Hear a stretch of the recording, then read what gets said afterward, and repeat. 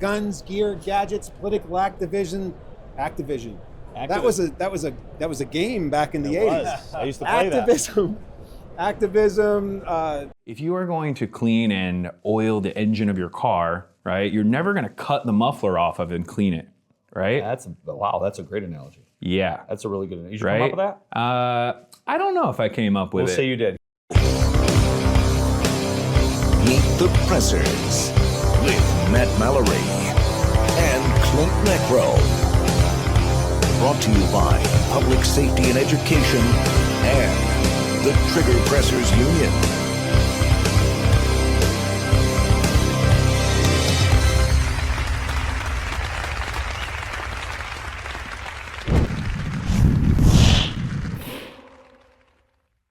Meet the Pressers is brought to you by Mantis. Mantis X helps shooters suck less. Next Level Training, makers of CERT training products. Henry Repeating Arms, made in America or not made at all. XS Sights, fast sights in any light. Meet the Pressers is also brought to you by these fine companies, shows, organizations, and our Patreon members. Thank you. Hello, everybody. This is Clint Macro with Meet the Pressers. We are here at the Grand Otis Opry, the stage here at SHOT Show 2025 here, supplied by Otis. They're one of our sponsors. Meet the Pressers is a safe place where trigger pressers can congregate and talk about guns, gear, gadgets, activism, you name it. If it's gun related, we can talk about it here. And my esteemed colleague, Matthew Mallory, is going to introduce our very, very special guest. Yeah, we have a very special guest, the CEO of Otis, Bill Kleftis, and a student of mine actually, which is pretty awesome because I totally forgot. He reminded me, so I feel bad about that. But it's cool that we're getting to reminisce and here at SHOT Show in Vegas. So we live close, so an hour away. We could probably not have to come to Vegas to do that. But absolutely, more often for sure. So we're going to talk about all the awesome things they have going on in the future and this great company. So great. Thanks for coming on. Well, thanks for having me, guys. Thanks for having us. Yeah, thanks for having us. I really appreciate the opportunity to be able to chat with you guys and really to kind of explain to everyone that's out there about who we are. We're celebrating our 40th anniversary this year, and we've been supplying the U.S. military for almost 30 years now. Everything from small arms up to 155. So we've been really appreciative of being able to support our troops that have been downrange, and as a consequence, a lot of the technology that we developed in supplying the U.S. military also transcends into our commercial product line. So it's a great product. Born and raised in upstate New York, believe it or not. Doreen Williams, her first endeavor in developing the product was when she was hunting with her dad. She accidentally buried the muzzle of her gun into the dirt and had to go home and try to figure out how to clean out the barrel. Well, here we are. 40 years later, here we are, and awesome. And just a great success story. I joined Otis. I've known the Williams family for years, but I joined them as a CEO back in April of 22. And it was a really easy decision why I wanted to come to the company. The company has a great reputation. It's not difficult to want to be part of the teamwork that we have here. And when you look at all the products that we have, they really have proven they've been battle proven in the battlefield, and being able to bring that same technology into the commercial space has been a huge win. A number of years ago, actually, Otis had made the smart choice in buying Shooter's Choice. Mm-hmm. And at the time, it was primarily the chemical products that they had developed in their lifetime. They had been around for a long time as well. Well, not only did we include and currently continue to sell the original Otis Shooter's Choice chemicals, but we also came up with some new formulations and augmented a lot of the technology that we had in the Otis over into the Shooter's Choice. And really, we are a company that has something for everybody. We have the best of the best in the Otis product line that's been supplying troops, to now what I would consider our Shooter's Choice product line the best value brand. So we've got a lot of stuff that comes over from Asia, and it's price point driven. We needed to make sure that we had a product that was also price point driven and can compete with those same type of competitors. We do honor our products. We really take our job seriously, and we are shooters with shooters. I mean, it's funny, we talked about my taking your class, about, I don't know, 12, 14 years or so ago. It's been a long time now. But in the meantime, not only, even before then, I was a competitive shooter in both pistol as well as 3-gun. And I've been doing concealed carry, for the last 11, 12 years up in northern New York, in 3 or 4 different counties. So having an appreciation and a understanding of the demands that come with shooters, and quite frankly, most of our company is made up of people who have experience in shooting. So we toss around ideas. And quite frankly, we don't have the only ideas. We go out to our fan base, our customers, and so forth, ask for their opinion. It's absolutely critical that you're solving a customer's problem. Sure. And if you can't solve a problem, then you're not adding value to the mix, right? Then otherwise, they can simply just go to buy an Asian supplier's product and so forth. So we've got a lot of innovation. You'll see our booth. We've got a lot of new products that we're offering this year, and our strategy going forward is really constantly having new products come to market, bringing value to customers, having a 2-tiered product offering, and really pushing our commercial business, because quite frankly, that we don't want to be the best kept secret. Everybody in these 4 walls knows who we are. It's really the new shooters. Every year there's a batch of new shooters, whether it's a new someone that's new that wants a new EDC, someone that's a new hunter, a new rifle shooter, a new black gun, competition shooter. Yeah.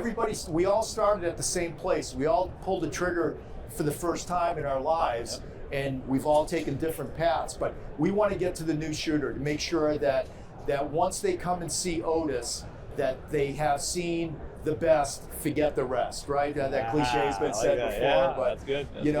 It's we want to make sure that we get to those customers so they learn what's the best way of cleaning my firearm, especially when it comes to EDC, because if you have to pull that out, and this is not only for individual civilians, but even our law enforcement friends out there, that firearm absolutely is something that they depend on. It's a tool that they have to make sure that it functions every single time. You can't have it pull up and have it go click. It has to function every single time.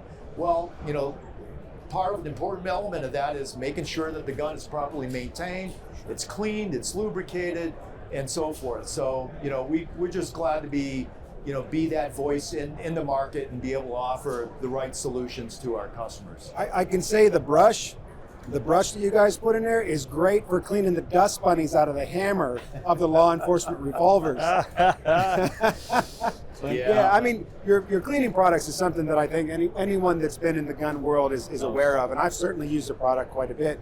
I was actually really impressed with your ear protection, your hearing protection, and the muffs, the electronic muffs, but also the little in-ear ones that have the foam that goes over top of those are great for kids. Yeah, that was a new technology that we worked with an individual that was associated with Syracuse University. There's a patent on it, and it's just a kind of think of it as a kind of a built-in reverberation chamber that helps to attenuate the sound before it goes into the ear. So.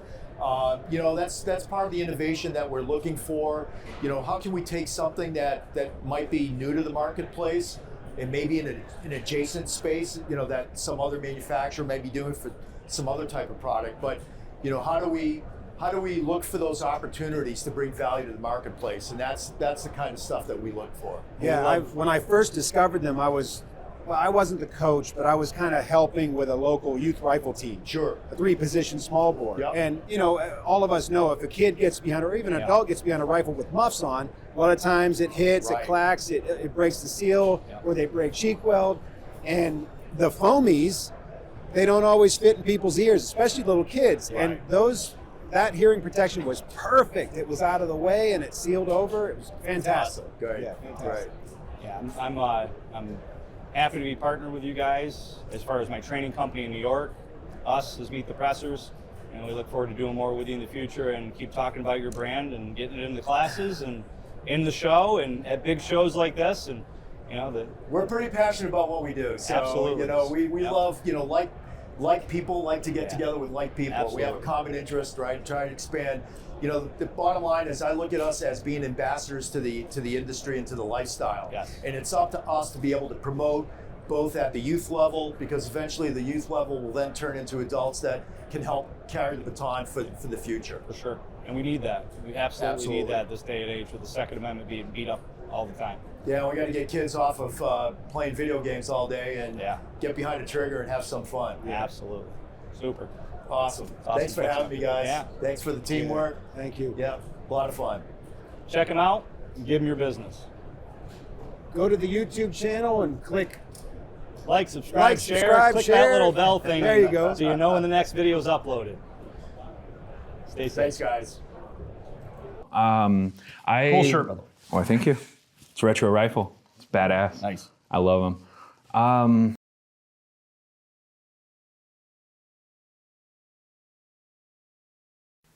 Hello, my name is Klint Macro, co-founder and administrator of National Train a Teacher Day. National Train a Teacher Day is a grassroots movement of volunteer firearms, safety, first aid, and defense instructors that offer free training to teachers, school staff, administrators, and those that work with youth in a leadership capacity. We do this every year on National Train a Teacher Day. This year marks the 8th annual National Train a Teacher Day, and we'll be observing it on Saturday, June 21st, 2025. That's Saturday, June 21st, 2025.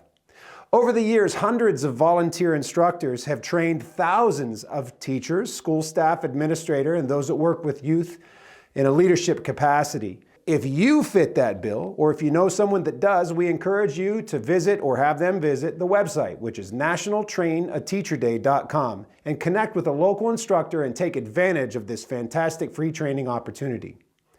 We'd like to thank our volunteers, our partners, and our sponsors for helping make National Train a Teacher Day a success each year. But most of all, we want to thank you, the teachers, school staff, administrators, and youth leaders who take the time to empower themselves with information to better protect those that they educate, and that is our children. Visit the website, spread the word, and we will see you on National Train a Teacher Day, Saturday, June 21st, 2025. Thanks.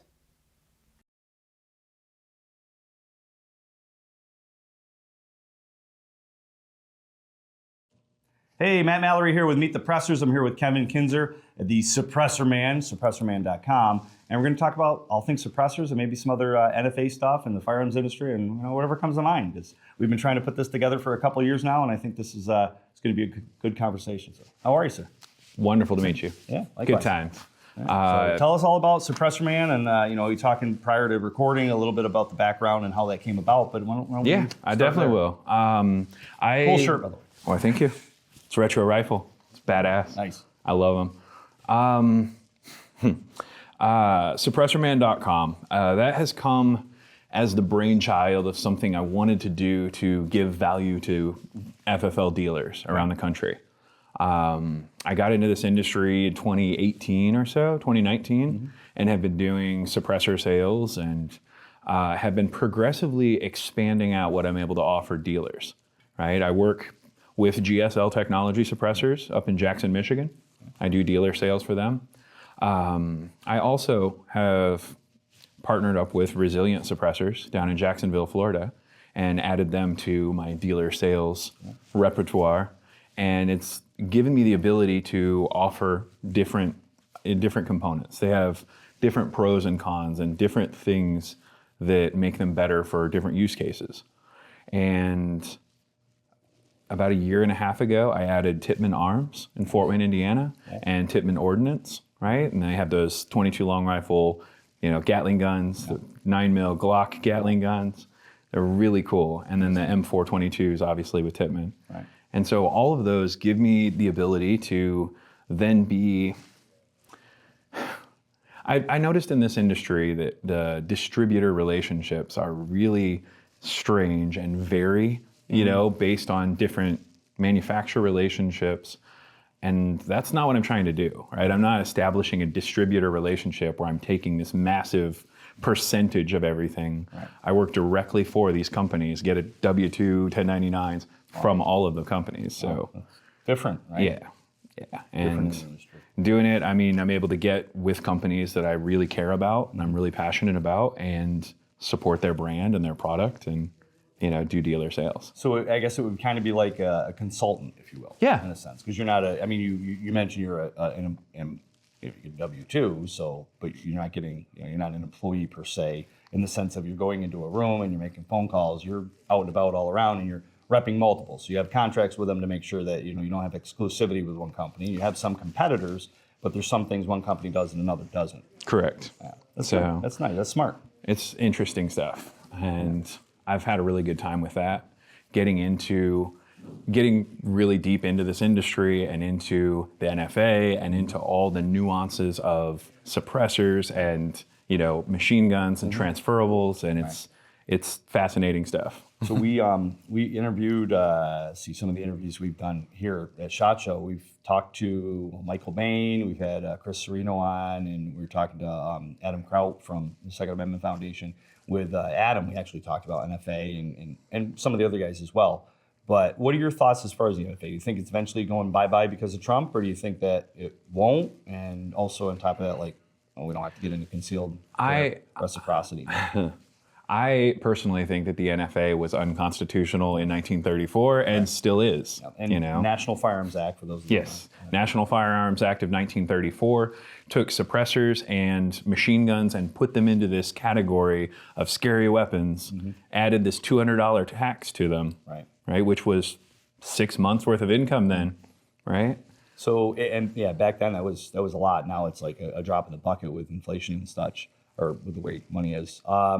So let's talk quick about, because some people won't know, and I don't think we've actually talked about it on the show, and I was talking to Klint yesterday about doing more video content like this, so this might be a good segue to that. Just so people understand, a machine gun is a gun that's select fire, so 3-round burst or full auto. And I'm not going to steal all the thunder because I want you to give some of this too. If it's less than 16 inches as a rifle, less than 18 inches as a shotgun, then that would be a short-barreled rifle or short-barreled shotgun if it has a stock in the back, right? And then what differentiates the rifle from being an SBR to a pistol? Right. Go. Well, there is a whole lot of red tape and rigmarole wrapped around SBRs, machine guns, and it's very state dependent as well on what they constitute, right? It's really strange how far we are away from shall not be infringed, right? We're now at this point where we're like, well, this magazine capacity and this pistol grip and this threaded barrel, and now all of a sudden it's the components of the gun that are the problem, not the actual registration of it. No one ever really cared about having their name tied to a freaking serial number, but the real issue was you have now impeded the process of getting one. You've made it prohibitively difficult and discouraged ownership of them based on that. And people have moved states based on legislation changes. For sure. Right? They picked up and moved their homes, right, based on legislation changes and law changes in their state. And it's rough. Well, and to that point, like in New York, where I'm at, where Dave and I both are, and some of the other guys on the team, when I do my 18-hour class for people to get their pistol license, I'll tell them that if you take that upper off and go 16 inches, well, now you've got a short-barreled rifle. Right? And then if you take that pistol brace, or if you take the buffer or the stock off and have a buffer tube, well, now you have a pistol. Right. In New York State, that has to be on a pistol license. Yeah. Right? So it's like less than 16-inch barrel on an AR rifle, and you remove that, and all you got is a buffer tube. That's now a pistol basically under New York State law. And to make it legal, you'd have to put it on a pistol license. You could put a pistol brace on it. And then federally, if you shoulder that, well, now that's a federal felony. Right. Because putting it up against, it's not supposed to be shouldered. It's supposed to be a brace. That's how they word it and determine it. Yeah, all of the nuances and the variables of it. You take your pistol, put a stock on it, and now you've committed a felony, 10 years in prison, $250,000 fine. Now all of those components are legal, right? And the brace and the stock, they weigh the same, right? They're the same materials. It's not going to make it fire any faster. It doesn't change the cyclic rate of the weapon. Right. It's so strange to me, but it's just how you define them, I guess. Yeah, and then it even gets worse as far as like you got intent attached to that, and ignorance of the law is not a defense, but at some point you got to use discretion as far as like me personally being law enforcement and being able to look at somebody and go, okay, well this person clearly isn't a bad guy, they just didn't know, so let me educate them. Right. Let me be an educator. Let me let them know what they did wrong and say, listen, I don't agree with it, but this is the law, and you're lucky you got me that pulled you over, or me that ran into you, because if it's somebody else, then you might end up being, Sure. spending thousands of dollars. Well, I think that SBR violations have always been, or are often, additional charges. Right? Like, hey, I pulled you over because you had 10 pounds of marijuana, but you have this illegal SBR too. Right. Well, and that's a point, right? Like, You know. It's always those additional charges with that. It's usually not like the 10-round mags. If an officer catches somebody with a 10-round mag, or I should say, 30-round mag, in New York State, 10 rounds is the max. But most officers can be like, yeah, okay, whatever, it's 30-round mag. But if that person's got a 30-round mag while they're robbing a bank, right now all of a sudden it's additional charge. Exactly. So there is that benefit of it. But then there's some cases you see like in Oneida County where a guy had a taser in his home, and they went in for a medical, like heart attack or something, and the officer seen the taser plain sight on the counter and charged the guy, arrested him, and charged him, and it ended up getting thrown out. And the crazy thing is that the U.S. District Court Judge Hurd ruled in 2019 that tasers and stun guns are legal under the Second Amendment, and that came from the 2016 ruling in the First District from the Supreme Court. And he basically followed suit what they said because he didn't want the rift between the districts to go up to the Supreme Court. So he figured, okay, let's squash it here, keep it in these two, first and second districts. And but that was after that. And I asked one of the ADAs, like, you guys charge this guy? Like, District Judge Hurd said that these are fine. Well, he doesn't have any jurisdiction over us. I'm like, he absolutely does. This is his jurisdiction. Well, it's it's in the law, and we're going to follow the law until that bill becomes law and changes the law. I'm like, okay, I get it that cops look at the black letter law, DAs and and ADAs are supposed to look at the case law, and then judges can look at case law and precedent. And precedent, right? Right. That's what I was trying to get to too. I mean, that's Yeah, and it just boggles my mind, and that's what a lot of people don't get when I teach my classes. I say this is a higher level of thinking. Like, oh, that's stupid. It's unconstitutional. I get it. It's unconstitutional. I don't agree with it, and I'm going to be the level-headed thinking person. Not everybody is, and on top of that, some people are doing their job, and if they do their job really well, they're going to go, you broke the law. That's not my fault. Don't put it on me. I'm doing my job right. Some people don't have that, understanding that it's overreaching. They're just doing their job to feed their family. Not that that's right or wrong. It's just, it is what it is. Sure. So some people have to understand that it can't just be, I'm going to carry a 30-round magazine, but damn the government. Okay. And you might rob a bank as many times as you want. You're never going to have a problem until you're caught. Right. All right. Anyway, let's go back to suppressors. So suppressors. Talk about suppressors as far as the makeup of them, because there's non I don't want to say cleaning, but there's ones you can't disassemble. Non-user serviceable. Non-user, that's it, serviceable. Yeah. So talk about that a little, because I think to me that's a little unfamiliar. Yeah. So there's a lot of like buzzword culture wrapped around suppressors also, right? And user serviceable often is thrown in there with that, right? Like full auto rated, belt fed rated, flow through, below back pressure, and user serviceable all wrapped up into marketing, right? User serviceable is great for a can that you need to tear apart, like a 22 can, that's gonna get additional lead deposits, additional carbon inside of it, maybe even 9mm, okay? But in my mind, there is no reason to ever have a user serviceable 338 suppressor because the pressure is so much higher. Pushes it out. It pushes the garbage out of it. And every time you do that, you introduce additional places you have to tighten down, other places that can fail, other places. Just put Loctite in there. Right. Now, all of a sudden, you have places where your user can screw up and change the baffle configuration and mess up, cause... Could that blow up? Yeah, could cause problems with the suppressor, cause the can to blow up. Back pressure. Yes, gun. Wow. whatever Yeah, it see, is. That's good to know. It's And important. so, For those ones that are not serviceable, could those, and obviously this is going to go for all, but are there ones out there that you could put into like a sonic bath to clean them? yeah, of course. All right. Of So course. if you can't take it apart It's- to clean it, Yeah. you can still drop it in a sonic It's bath. depending on the manufacturer's guidelines, Gotcha. right? Some of them say do not use this, don't use, ammonia-based products, don't use this. So you always default to your manufacturer's guidelines on what you're going to clean your suppressor with. Some people, Is it like brass where you use corn husks or a walnut nuts? I think in the firearms industry, we really get wrapped around the axle and cleaning, right? Because obviously the function of your rifle is very important, Yeah. right? It's critically Well, important. and you clean your gun, you clean the You barrel. clean the so gun, you scrape down every piece Right. of carbon off that Yeah. firing pin. But when you get to the suppressor, people are like, I gotta clean it, I gotta tear it apart. Yeah.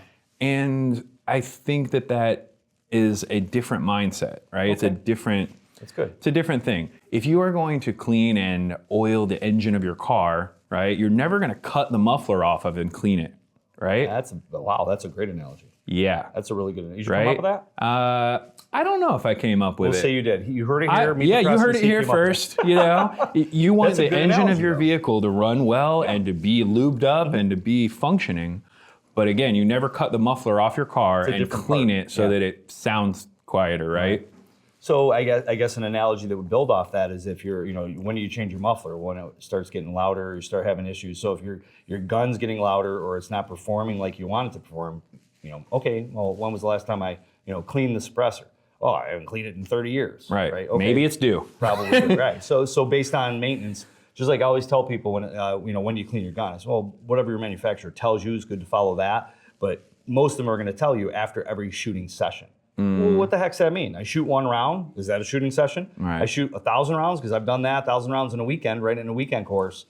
So Sure. right, what's a shooting session? And we have some suppressors we put, 20,000 rounds through in a weekend. Wow. In a single weekend. That's gotta be at a full full auto. auto. That's full a lot. auto. This hurts. Full auto range shoot. I went to an event out in Arizona. Okay. We had 30 magazines. We had 2 guys whose whole job was to load magazines the whole time, Yep. right? 22.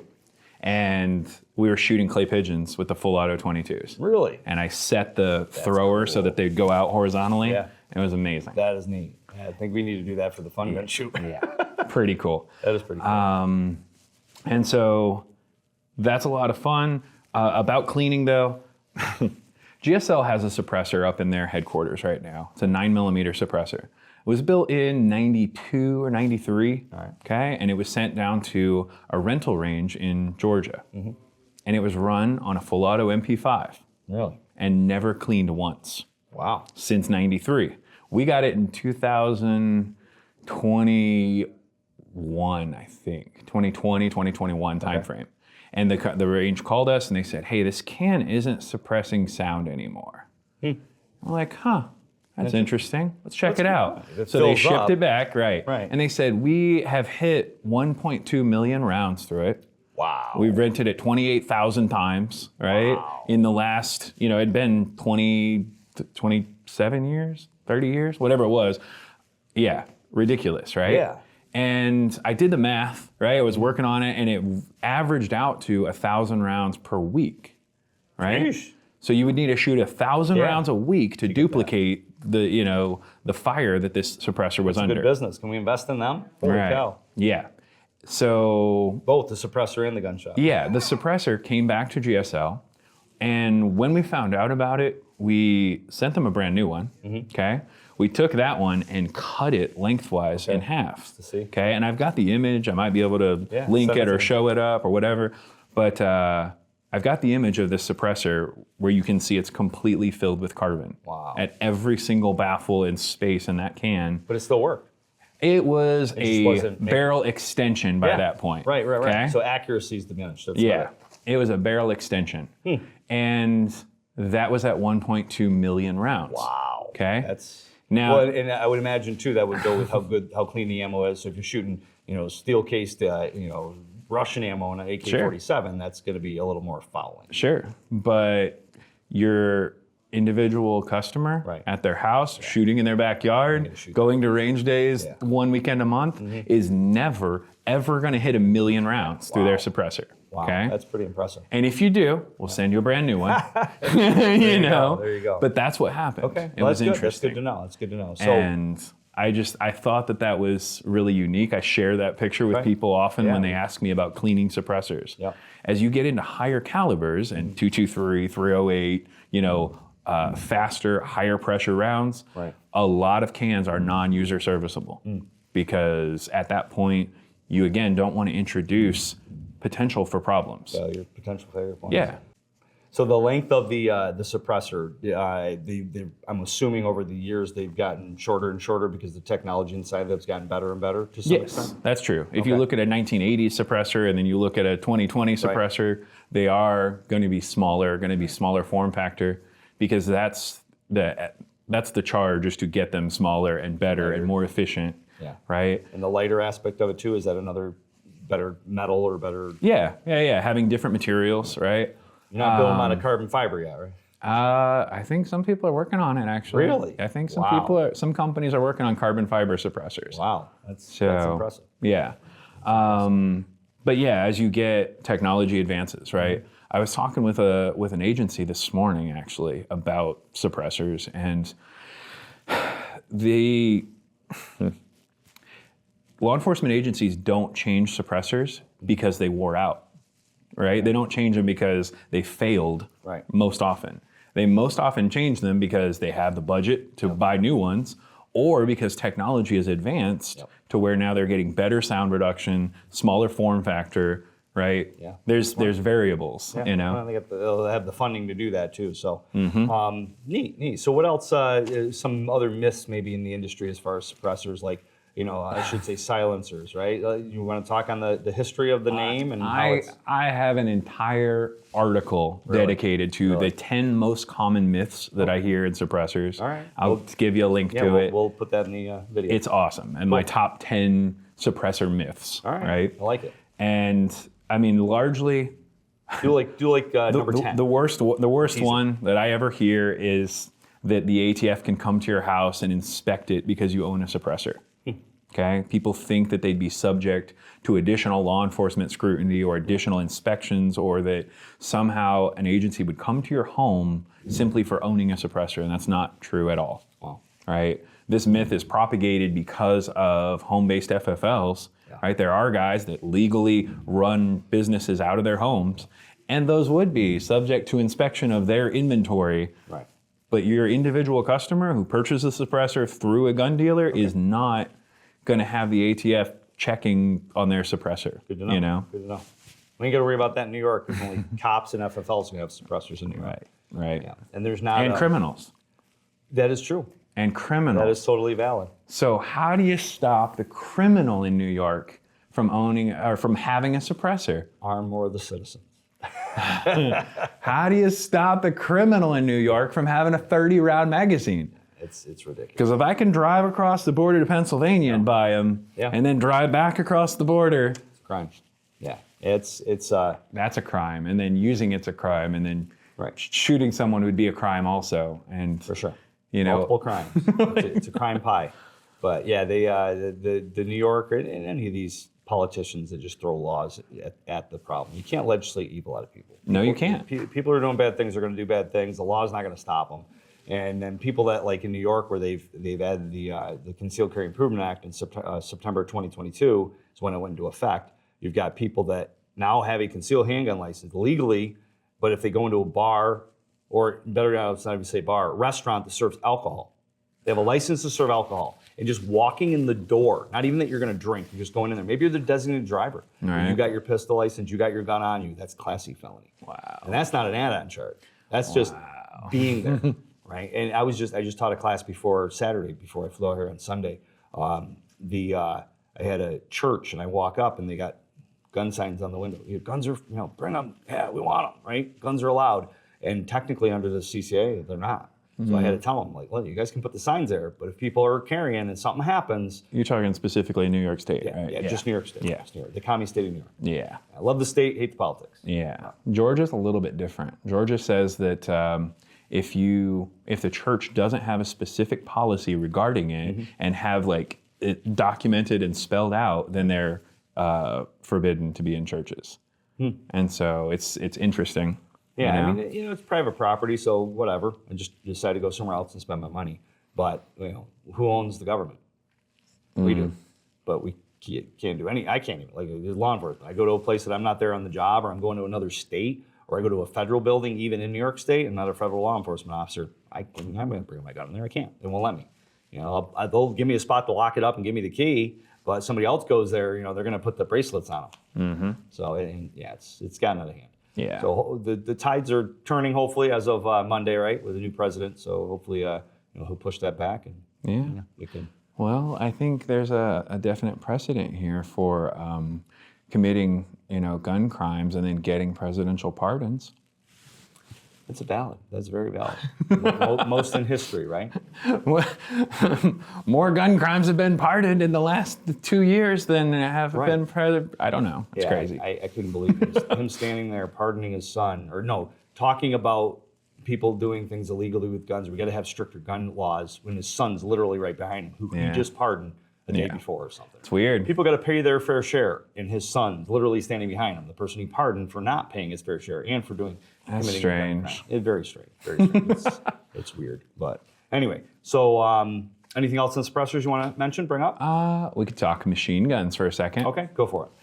I'm a big fan. Okay, me Big too. fan of full auto. Same. And there's a lot of myths surrounding machine guns, of course, right? A lot of people think that anyone can own one, and that's not accurate, right? There's a very specific process. Yep. And, a lot of times you just have to be rich enough, right? Yeah. You can own a transferable machine gun that was made prior to 1986, just like a suppressor. You just have to be rich. Yeah, that's expensive. Because in 1986, what happened? Yep, 1986. Right? All new registration of civilian-owned machine guns was shut down. Yeah. I actually went to an ATF, for my law enforcement job, I went to an ATF presentation in the spring. And, I went up to one of them after the presentation where they were talking about personally owned firearms, building your own guns, ghost guns and such. But, I asked one of them, I was like, hey, so Type 7, Class 2 FFL, build a machine. Oh, you can't do that. I was like, right. No, I can. And they're like, no. I'm like, no, I can't. No, you need a law letter. I'm like, not if I build it myself. I'm a Type 7 Class 2. And they're like, no, you go talk to that person. They're really educated on it. Go over to another ATF agent, blah, blah, blah. You can't do that. I'm like, I know I'm a I manufacturer. can do it. I'm like, I'm not really saying, I just trying to get some, you can't do it. It's a 68 band and you got to, Well, have here's my law Form letter. 2. This is my Right. notification that Saying I built one. And that I told you I built it, not getting your permission, right? The Form 2 isn't me saying, can I please? It's saying, I did it, just to inform you. That's what the Form 2 is. There's no approval to it, per se. And then they said, well, go talk to her. She's more knowledgeable on it. She's like, no, I don't think you can do that. I'm like, listen, I know FFLs in New York State that are doing it. Right. And I'm like, even to build it for law enforcement? Well, no, you got to have a law letter. I'm like, That's not accurate. No, it's you not. need to have a law letter to purchase one. Right. To purchase a pre-ban machine gun. Yeah, so you're right. There's a lot of confusion. Even with the ATF, like usually, 3 people all had no clue at the ATF when I talked to them about it. Yeah, well, they're one of the only organizations where you can be wrong and still get paid. It's valid. It's valid. They used to say, what is it, USPS, they'd, no matter rain, sleet, snow, or whatever, they'll deliver. Not anymore. Right. Wow. They lost my machine gun. I don't know if you knew that. That sucks. Yeah. So with machine guns, it seems like there's more and more ability to print, conversion devices and blah, blah, blah. Yeah. There's plans on the internet to build these things. And that's kind of crazy to me. Right. And more people are finding them used in crimes. They're like, oh yeah, and he had this illegal machine gun. He had this illegal machine gun. They were ordering Glock these parts switch. from China, Glock switches, right? Yeah. So here's a question for you. Okay. If 3 dudes break into my house in the middle of the night and they all have Glock switches and 30-round magazines, and I have my 10-round New York compliant magazine and my bolt action, Right. A muzzle Black loader, powder, yeah. black powder muzzle loader, right? Yeah. How am I going to fend them off? How am I going to defend my family when I'm outgunned? Right. You're praying that they shoot like this, and it goes. All right. Because that, I mean, right? It's the luck of the draw in that case. Yeah, and now you're outgunned, and you can't match sufficient power to defend your family. No, yeah, that's the one thing I don't get with the politicians. Like, they're literally surrounded by private security. You know, they have the money. They are rich. They don't have to buy the gun themselves. They hire somebody that has the guns. But like the average person who's at home, like I had a student, a guy broke into her house, and she was anti-gun before she came to my class. The guy breaks into her house. And she wakes up, looks up, and he's got the lid to the toilet, the porcelain lid. And she like turned just as she hit her on the shoulder. And then that woke up her boyfriend. Her boyfriend jumps up, he hit him in the head with it. And they fought, and then after that class, she's like, okay, we gotta get a dog, we gotta get a security system, we gotta lock the doors. And she lives in the reservation, so the Indian reservation right down the road from us. Mm-hmm. And she was in the class, and she's talking. I was like, okay, why is everybody here? Is a question I like to ask. And she's like, well, guy broke into my house and hit me with the toilet seat. I was like, oh, I talked about your case on the radio last week. Sure. You know, it's just like, yeah, that's the kind of stuff people don't think of. And people that are anti-gun or people that are just like indifferent to it, they don't know. So like, we need to educate people on that and let people know and let them know. Like, a gun in that case probably wouldn't have helped her at the exact instant she got hit. You know, that shitty situation of getting hit with the toilet seat. Right. But getting the gun after that, when her boyfriend's getting hit with it and tussling with the guy. Right? Somebody's beating you with a toilet seat. That's like getting hit with a bat. It's deadly force. Deadly force. Yeah, for sure. So, but, yeah. Cool. Anything else on? And I mean, that's kind of my thoughts, is that I think that if suppressors and SBRs were completely removed from the NFA, right, and were, legal to purchase, tax stamp, garbage, you could go buy it over the counter, right. like buy it in a Sears and Roebuck magazine. Right, buy it in any other country, And then machine guns, okay, leave them in the NFA, sure. It's great to know who has machine guns legally, but all of the people that have them illegally, that's the actual criminals, that's the actual problem, for sure. And they're spending so much resources on, regulating them and keeping, they can't keep a list. Pretending that they don't keep a list, that they can't search in the PDF.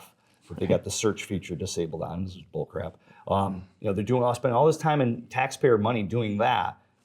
Why not focus on the bad guys actually doing crimes? Put these ATF agents out on the street. Have an ATF agent show up at a crime scene that somebody used a machine gun or a Glock switch or whatever, and dig into that. Right? But no, let's put them on the January 6 people, and let's put them on planes. It's ridiculous. Yeah, we're good on the rabbit hole with that. Yeah. Cool. So suppressorman.com. Yeah, that's my website. You need to get a sticker made that says the Suppressor Man, right? And like you just having a gun with a suppressor. I think that'd look good. I think we need to do that and add you to our merch page. Sounds great. The Suppressor Man. UnitedMerchCo.com. We'll throw you on there too. Awesome. Thank you so much. TheSuppressorMan.com. Check them out. Give them your business. Have a great day. Thank you so much. No problem. Appreciate it. There's lots of sponsors that make this show possible, like Mantis, Next Level Training, like Henry, like XS Sites. Check them out and give them your business. Meet the Pressers is brought to you by Mantis. Mantis X helps shooters suck less. Next Level Training. Makers of CERT training products. Henry Repeating Arms. Made in America or not made at all. XS Sights. Fast sights in any light. Meet the Pressers is also brought to you by these fine companies, shows, organizations, and our Patreon members. Thank you. Thanks for watching the show. Make sure you like, subscribe, share, and click that little bell thingy so you know when the next episode's coming out. Support us on Patreon. Come to one of our classes. Host us to come to you and do one of our classes at your location. And until next time, adieu. Thank you for watching Meet the Pressers.